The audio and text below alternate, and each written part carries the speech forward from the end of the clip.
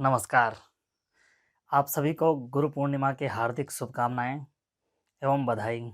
आज इसी गुरु पूर्णिमा के उपलक्ष्य पर गुरु संबंधी एक गुरु पंचकम जो कि एक कविता है उसको प्रस्तुत करना चाह रहा हूं और गुरु पूर्णिमा के संदर्भ में गुरु शिष्य संबंध के विषय में कुछ बातें। तो आइए प्रस्तुत करता हूं अपनी कविता। शक्ति श्रद्धा हो सभी में, गुरु मिलें उपकार हो। शक्ति श्रद्धा हो सभी में, गुरु मिलें उपकार हो। पुष्प बन महकें धरा पर, जन्म यह साकार हो। पुष्प बन महकें धरा पर, जन्म यह साकार हो। है नमन उनको जिन्होंने रत्न रज को है किया। है नमन उनको जिन्होंने रत्न रज को है किया। हो दमन उनका जिन्होंने रत्न को रज कर दिया। हो दमन उनका जिन्होंने रत्न को रज कर दिया। हो कलुष जिसके हृदय में, दूर गुरुवर ही करें। हो कलुष जिसके हृदय में, दूर गुरुवर ही करें। सत्य के पथ पर चलें हम, गुरु बिना हम ना रहें। सत्य के पथ पर चलें और गुरु बिना हम ना रहें। गुरु हमें छोड़े नहीं और मुख कभी मोड़े नहीं। गुरु हमें छोड़े नहीं और मुख कभी मोड़े नहीं। हम गलत जो हो चलें, हम गलत जो हो चलें तो गुरु हमें कर दे सही। हम गलत जो हो चलें तो गुरु हमें कर दे सही। दुर्गुणों को दूर करके हमको उत्साही करें। दुर्गुणों को दूर करके हमको उत्साही करें। हम नमन उनको करें वे स्नेह से दीपक भरें। हम नमन उनको करें वे स्नेह से दीपक भरें। स्नेह अर्थात तेल, दीपक, कुलदीप। तो यह एक कविता थी जो गुरु पूर्णिमा पर मेरे द्वारा सद्यः सरस्वती की कृपा से लिखी गई। अपने उन सभी गुरुजनों को समर्पित यह कविता है जिन्होंने मेरे अंदर कुछ भी, जो कुछ अच्छा है उन्होंने किया है और जो कुछ बुरा है रह गया है, मैं चाहूँगा कि वो गुरुजन अपने आशीर्वाद से उसको भी दूर करें। तो आशा है यह मेरी प्रस्तुति आपको अच्छी लगेगी। विशुद्ध गुरु शिष्य परंपरा की अभिव्यक्ति का यह पर्व है। गुरु शिष्य संबंध संसार में बहुत श्रेष्ठ है। यूँ चूँकि हमारी माता, हमारे पिता हमारे प्रथम गुरु होते हैं, किंतु हम जानते हैं कि बहुत सारे परिवार, बहुत सारे माता पिता सर्वश्रेष्ठ नहीं होते, न हो सकते। उन बच्चों को भी ज्ञान की आवश्यकता है। संसार के बहुत सारे विद्याएं, बहुत सारे आयाम, बहुत सारा चिंतन, बहुत सारा विवेक उन्होंने भी सीखना है। तो यह माता पिता स्वयं नहीं दे पाते हैं।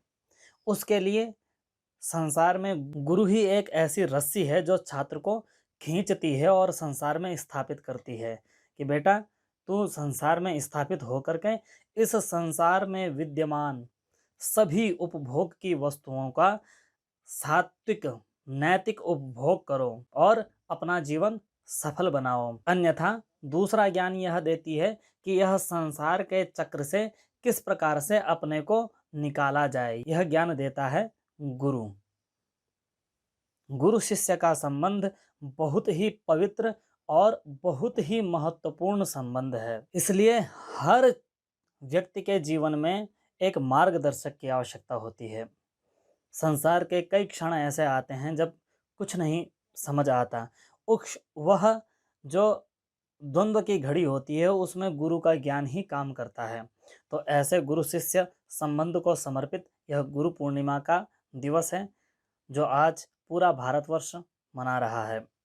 यूँ तो शिक्षक दिवस भी हमारे देश में मनाया जाता है, उसकी भी एक अपनी महत्ता है। तो इस गुरु शिष्य संबंध के अभिव्यक्ति के अवसर पर गुरु शिष्य संबंध के संदर्भ में गुरु की भूमिका और शिष्य की भूमिका के बारे में कुछ दो शब्द। यूँ तो दिमाग में बहुत सारी चीज़ें घूम रही हैं लेकिन कैमरे के सामने सभी नहीं आ पा रही हैं। तो विद्यार्थियों से कहना चाहूँगा कि आपके गुरु आपके विद्यालयी शिक्षक होते हैं। वस्तुतः गुरु शब्द बहुआयामी है।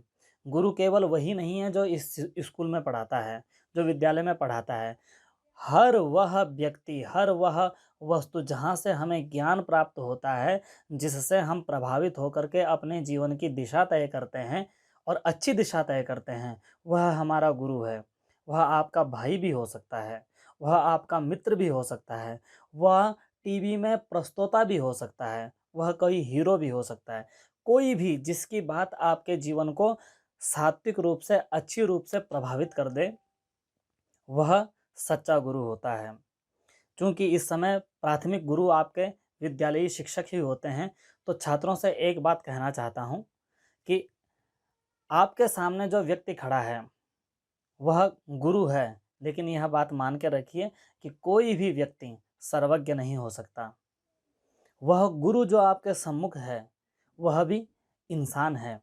कभी-कभी क्या होता है कि कभी-कभी बच्चा कोई प्रश्न पूछता है, कोई जिज्ञासा रखता है, किंतु गुरु उसका समाधान तत्काल नहीं कर पाता है। तो छात्र के मन में अश्रद्धा उत्पन्न होने लगती है। तो तुरंत अश्रद्धा उत्पन्न न करें छात्र।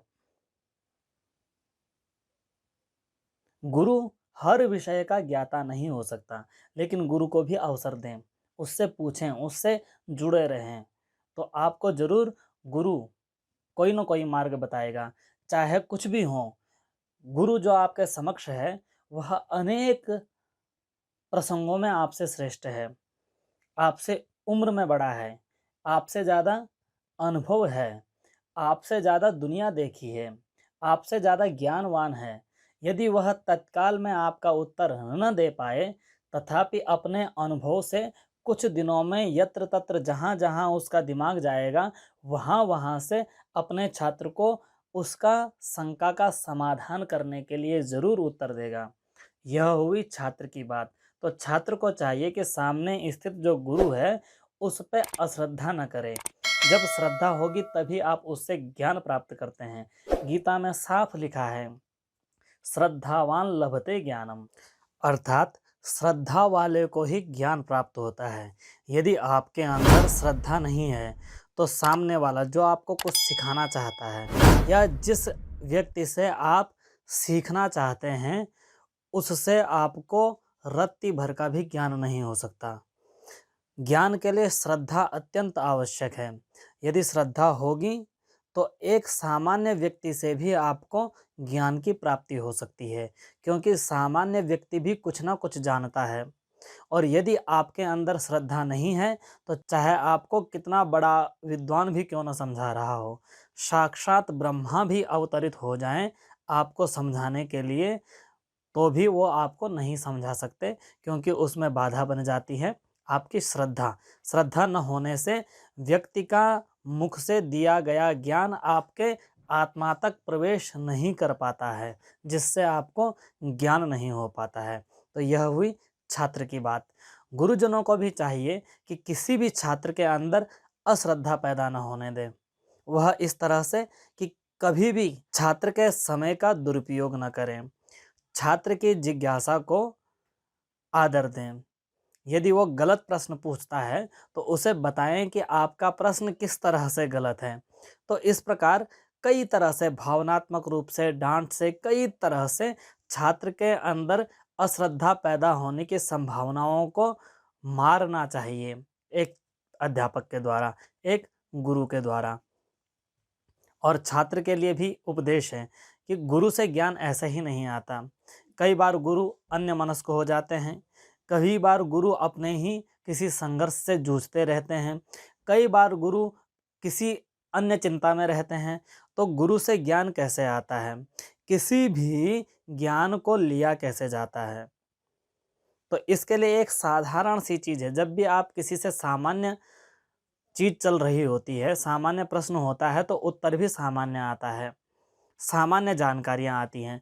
उस विषय का मास्टर बनने के लिए, उस विषय की गहन जानकारियों के लिए, उस विषय का समस्त ज्ञान करने के लिए आपको लगातार प्रश्न पूछना होता है। कोई भी सामने वाला व्यक्ति कम समय में, अल्प समय में सारा का सारा ज्ञान आपको नहीं दे सकता।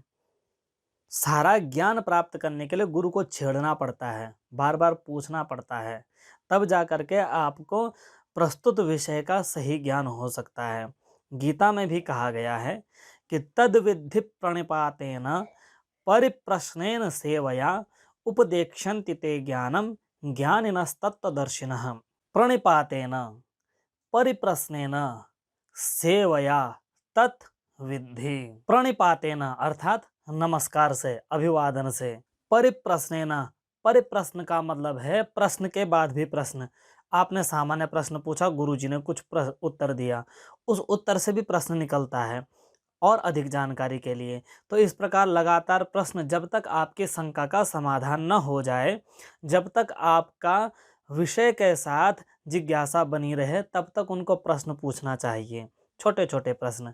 तो परिप्रश्नेन सेवया, सेवा के द्वारा, तद विद्धि, उस ज्ञान को जानो।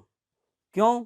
तो बताते हैं कि गुरुजन, जो सच्चा गुरु होता है, जो तपस्वी गुरु होता है, वो तात्विक ज्ञान कब दे पाता है कि उपदेक्षन्ति ते ज्ञानम, तब जा करके वो उस ज्ञान का उपदेश करते हैं। कौन? ज्ञानिनः, ज्ञानी पुरुष। कैसे ज्ञानी पुरुष? तत्त्वदर्शिनः। उपदेक्षन्ति ते ज्ञानम ज्ञानिनस्तत्त्वदर्शिनः। ततः, ऐसा करने से, अर्थात उनको नमस्कार करने से, उनको बार बार पूछने से, उनकी सेवा करने से, वे तत्वदर्शी जो ज्ञानी हैं, ऐसे गुरु उस ज्ञान का उपदेश करते हैं, उस परम ज्ञान का उपदेश करते हैं। अब कहेंगे कि भाई इतना क्यों? कुछ होते हैं कि अच्छा गुरु को ये करना पड़ेगा, गुरु को वो करना पड़ेगा।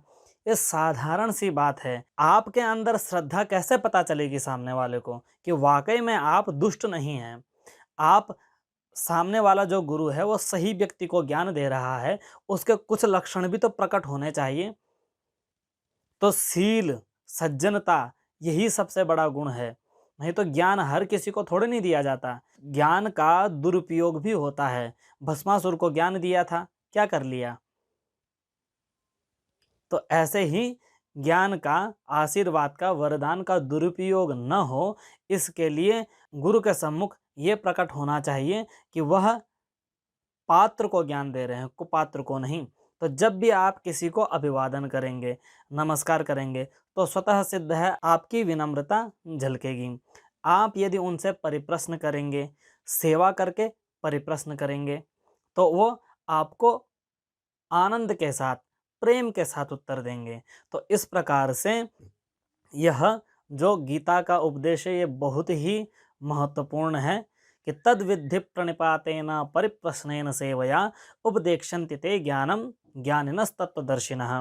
प्रणिपातेन परिप्रश्नेन सेवया तद विद्धि, प्रणिपात अर्थात अभिवादन से, परिप्रश्न अर्थात बार बार प्रश्न पूछ करके, सेवया उनकी सेवा से, तद विद्धि उस ज्ञान को जानो। क्यों? क्योंकि ततः इन तीनों से ही तत्वदर्शिनः ज्ञानिनः, तत्वदर्शी जो ज्ञानी पुरुष हैं, वो ज्ञानम उपदेक्षन्ति, उस ज्ञान का उपदेश करते हैं। इस प्रकार आज गुरु शिष्य संबंधी कुछ मन की बातों को, कुछ शास्त्रीय बातों को और अपनी एक छोटी सी कविता को आपके सम्मुख प्रस्तुत किया है। छात्रों के लिए, गुरुजनों के लिए, सभी उन लोगों के लिए जो कुछ अच्छी बातें सुनना चाहते हैं, प्रामाणिक बातें सुनना चाहते हैं, उनके लिए मेरा यह वीडियो ज़रूर काम का होगा। यदि आपको अच्छा लगे, आप किसी और को भी ऐसी बातें बताना चाहें, तो मेरे कार्य की सार्थकता होगी। इसी के साथ अपना यह वीडियो यहीं समाप्त करता हूँ। नमस्कार।